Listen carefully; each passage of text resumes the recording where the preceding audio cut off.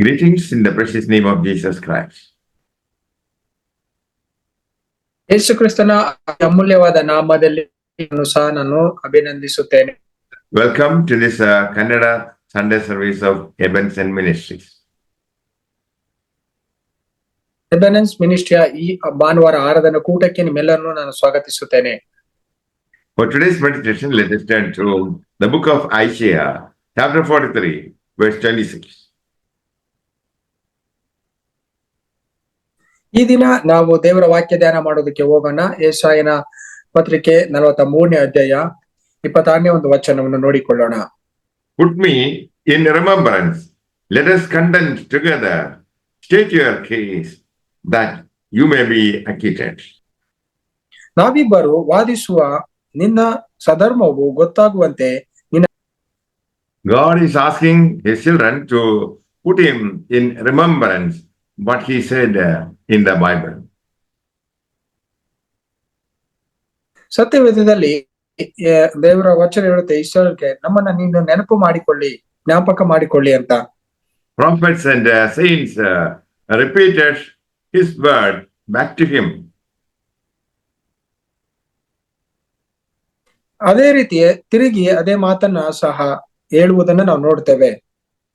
God wanted to destroy Israel's for worshipping molten calf. ಆ ಒಂದು ವಿಗ್ರಹಾರಾಧನೆ ಮಾಡ್ತಿರುವುದನ್ನ ದೇವರು ವಿರೋಧಿಸ್ತಾ ಇದ್ರು ಇಸ್ರಾಯೇಲ್ ಜನರಿಗೆ. Exodus chapter 32 verses 13 and 14. ಅಧ್ಯಾಯ 13ರಿಂದ 14ನೇ ವಚನ ನೋಡಿಕೊಳ್ಳೋಣ.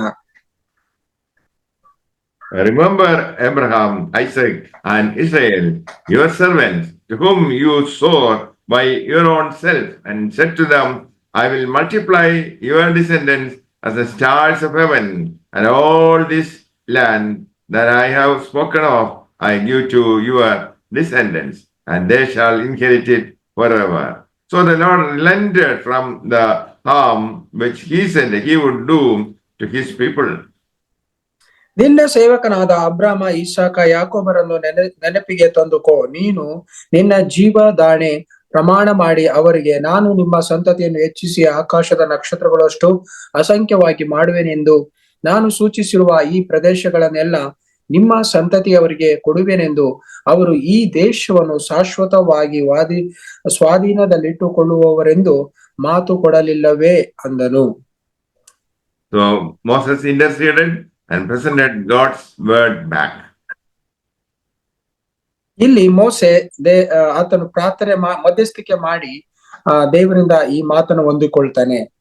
Children of Ammon and Moab came against Jehoshaphat, king of Judah, to battle. ಇಲ್ಲಿ ನಾವು ನೋಡ್ತೀವಿ, ಇಸ್ರೇಲ್ ಮಕ್ಕಳಿಗೆ, ದೇವ ಜನರಿಗೆ ವಿರುದ್ಧವಾಗಿ ಬೇರೆ ಅರಸರುಗಳು ಯೆಹೋಷಾಫಾತನಿಗೆ ವಿರುದ್ಧವಾಗಿ ಬರ್ತಾರೆ ಯುದ್ಧ ಮಾಡೋದಕ್ಕೆ. Jehoshaphat and the people went to the temple and worshipped the Lord. ಅವರು ಆ ಸಮಯದಲ್ಲಿ ದೇವರ ಬಳಿ ಹೋಗಿ ಕರ್ತನನ್ನು ಆರಾಧಿಸುತ್ತಾರೆ. They confessed that they had no power against the enemy. ಆ ಶತ್ರುವಿಗೆ ವಿರುದ್ಧವಾಗಿ ಹೋರಾಡೋದಕ್ಕೆ ನಮ್ಮಿಂದ ಯಾವ ಶಕ್ತಿ ಇಲ್ಲ. Jehoshaphat brought into God's remembrance his promise. ದೇವರ ವಾಗ್ದಾನಗಳನ್ನು ದೇವರ ಸಮೂಹದಲ್ಲಿ ಆತನು ದೇವರಿಗೆ ನೆನಪಿಗೆ ತರ್ತಾನೆ. 2 Chronicles chapter 20 verse 9. ಎರಡನೇ ಪೂರ್ವಕಾಲ ವೃತ್ತಾಂತ 20ನೇ ಅಧ್ಯಾಯ 20ನೇ ವಚನ ನೋಡಿಕೊಳ್ಳೋಣ. If disaster comes upon us, such as the sword, judgment, pestilence, or famine, we will stand before this temple and in your presence and cry out to you in our afflictions, and you will hear and save.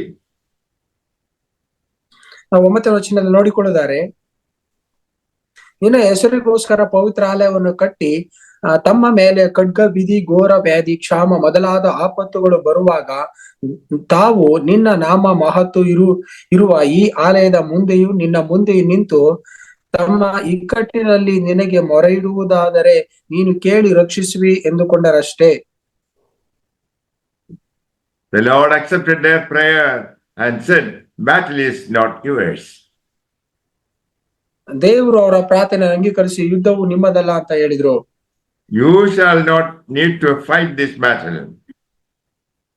ಈ ಯುದ್ಧವನ್ನು ನೀವೆಂದಿಗೂ ಮಾಡಬೇಡಿ ಅಂದ್ರು. Stand still and see the salvation of the Lord. ನೀವು ಸುಮ್ಮನೆ ನಿಂತು ನೋಡಿರಿ ದೇವರ ರಕ್ಷಣೆಯನ್ನು ಅಂತ ಹೇಳಿದ್ರು. When they began to sing and praise, the Lord set ambushes against the enemy and they were defeated. ಯಾವಾಗ ಅವರು ದೇವರನ್ನ ಆಡಿ ಸ್ತುತಿಸ್ತಾ ಇದ್ರು ಆ ಸಮಯದಲ್ಲಿ ದೇವರು ಶತ್ರುಗೆ ವಿರುದ್ಧವಾಗಿ ಹೋರಾಡಿ ಜಯ ತಂದ್ರು. There were dead bodies fallen to the ground. ಅವರೆಲ್ಲ ಮೃತ ಶರೀರಗಳು ನೆಲದ ಮೇಲೆ ಉರುಳಿದ್ದವು. If you are suffering from sickness, confess with your mouth that you are healed by the stripes of Jesus Christ. ನೀವು ರೋಗದಲ್ಲಿ ಬಾಧೆ ಬರ್ತಾ ಇರುವುದಾದ್ರೆ ಈ ಸಮಯದಲ್ಲಿ ಅರಿಕೆ ಮಾಡ್ರಿ, ನಾನು ಯೇಸುವಿನ ನಾಮದಲ್ಲಿ ಸೌಖ್ಯವಾಗುವೆನಂತ. Believe Jesus for his word. ಯೇಸು ಕ್ರಿಸ್ತನ ವಾಕ್ಯವನ್ನು ನಂಬ್ರಿ, ಆತನ ವಾಗ್ದಾನಗಳನ್ನು ನಂಬಿ. You can receive your healing. ನೀವು ಖಂಡಿತ ಸ್ವಸ್ಥತೆಯನ್ನು ಹೊಂದಿಕೊಳ್ಳುತ್ತೀರಾ. Have a need for you? ನಿಮಗೇನಾದ್ರೂ ಅವಶ್ಯಕತೆಗಳಿದೆಯಾ? You accept the Lordship of Jesus Christ and have a relationship with him as your Savior. So ನೀವು ಆ ಸೃಷ್ಟಿಕರ್ತನೊಂದಿಗೆ ಅನ್ಯೋನ್ಯತೆಯಲ್ಲಿರಿ, ಆತನು ಖಂಡಿತವಾಗ್ಲೂ ಎಲ್ಲವನ್ನು ಒದಗಿಸುವನು. You can remind the Lord his promises corresponding to your need. ನಿಮ್ಮ ಏನೆಲ್ಲ ಅವಶ್ಯಕತೆ ಇದೋ ದೇವರ ಒಂದು ವಾಗ್ದಾನಕ್ಕೆ ಅನುಸಾರವಾಗಿ ಒಪ್ಪಿಸಿಕೊಡಿ, ಆತನ ನೆನಪಿಗೆ ತನ್ರಿ. You can go to the presence of God to remind him his promises at any time.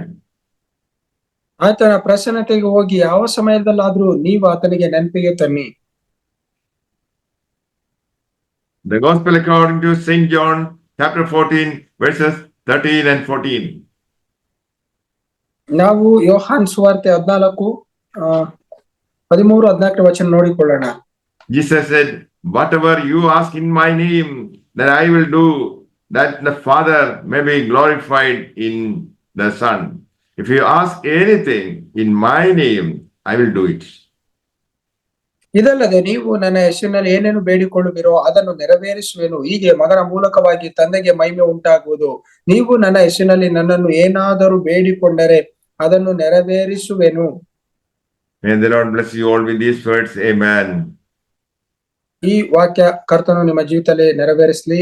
Amen.